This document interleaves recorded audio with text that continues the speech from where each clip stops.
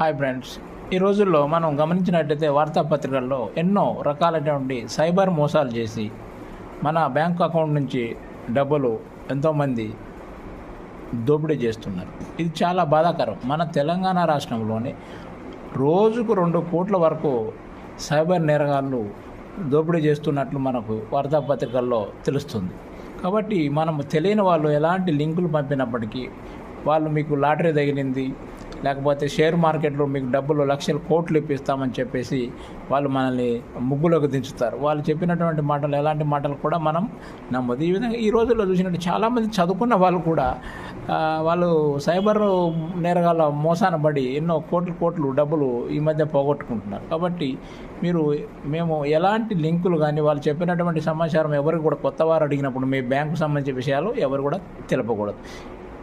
in case ఏమైనా జరిగినట్లయితే 1930కి